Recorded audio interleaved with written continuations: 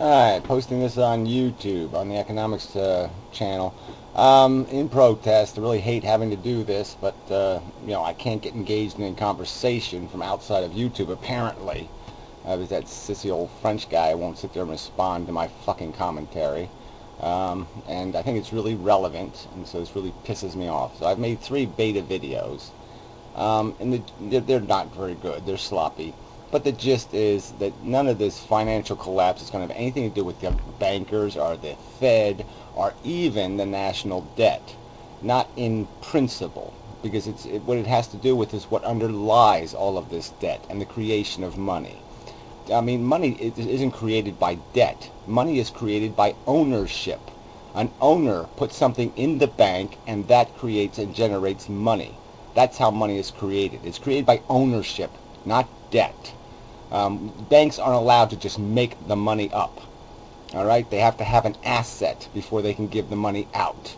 And then even people worry about fractional reserve banking. Well, fractional reserve banking is not making money either. It isn't just poofing it out of nowhere. All it's saying is that you can't lend more money than you actually have in assets, which is a minor restriction. I mean, the real fraud would be is if a bank had the power to print the money in their own building, and they just loaned money even without collateralizing it, even without having no asset in the bank to collateralize that lending. So they just gave out money, loaned it to as many people as possible, and just created a way of making money without having to have the original asset. And that might even work. But we don't allow banks to do that because obviously if everything goes wrong, then there's not even an asset in the bank to cover the expense. All right, so this whole economic collapse thing was revealed. It was only revealed by the crisis in the mortgages and housing. That was the bubble that burst first and the loudest, and that revealed the problem. And the problem it revealed is that the wealthy have gotten too wealthy. They own everything. That 11 trillion, 12 trillion, 13 trillion dollars in actually book debt that the national government has, that's owned by somebody. It's not fake money. Again, it's somebody owns us. We have to pay back IOUs to somebody, $11 trillion worth.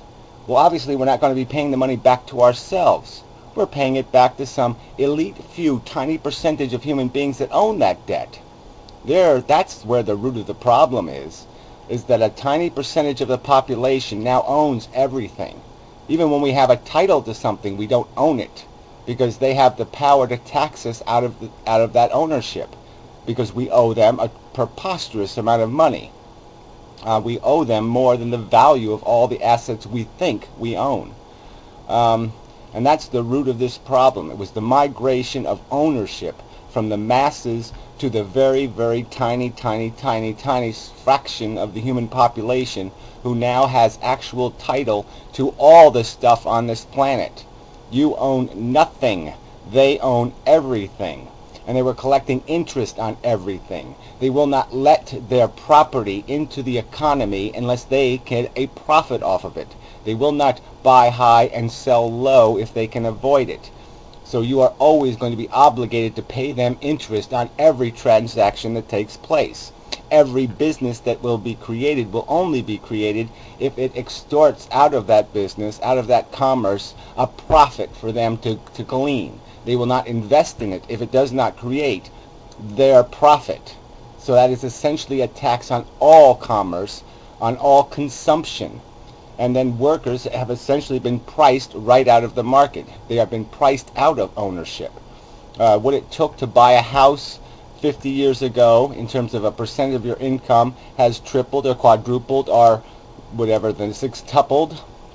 And that's the impracticality of this. As the rich got richer, they inflated the price of everything because they have to glean a profit off everything.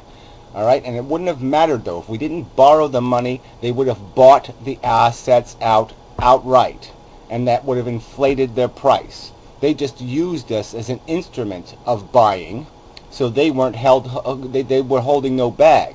They would be holding a guaranteed asset plus gleaning the interest. So they had no way of losing. It guaranteed their bets. That's all it did. It was a way of guaranteeing their bets, because you would be the one on holding the bag, okay, holding the useless property or the deflated value in the end. And so that's all this racket is about. The same exact disaster, the same bubble would have been created, because as their wealth keeps growing, it causes inflation in the price of commodities. It makes their value relative to your work, your capacity of work to generate enough income to do consuming. It prices you out of the consuming market.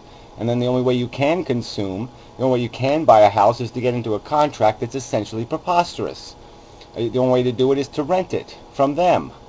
And then once they exhausted that, then everything falls off the cliff. When they can't rent it anymore, then you hit the feudal monarchy, where the people are no longer productive, where there's no system of commerce, no system of equity, no incentive to work, no anything, because they hold all the ownership and have no incentive to release any bit of it to the citizens, to make any part of it usable. It turns into their parkland, and you can just look at it and view it, but you can't touch it, you can't eat it, you can't live on it, you can't make it productive because they own it. And it's happened all across this country. The rich have acquired the ownership of the property. The property has become useless. It's not productive because nobody can do anything with it, because it's an investment property. Even commodities like oil, the production might have, look, there is peak oil, but part of the production problem might be related to the fact that the oil has value in not pumping it. You can take the value of that asset. If you own an oil field, you can close it down. You can put the value of that asset in the bank, be given a big pile of money, and then lend that money to other purposes to make more money.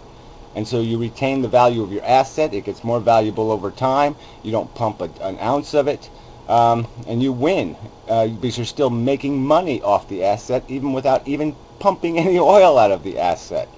And that's how these commodities have bubbled. This is how you inflate the price and the value of things, is that you just keep you've turned them into commodities for trade, not commodities for use.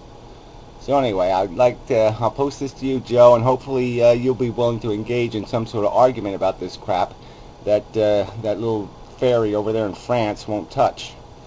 So anyway, we'll see how it goes. It's pissing me off. Everybody's just avoiding the truth, the reality. So I'll post a link to 3 videos. I don't know. It doesn't matter which order. One of them is obviously the first one's the simplest, but they all have different points they're making, getting to the same target.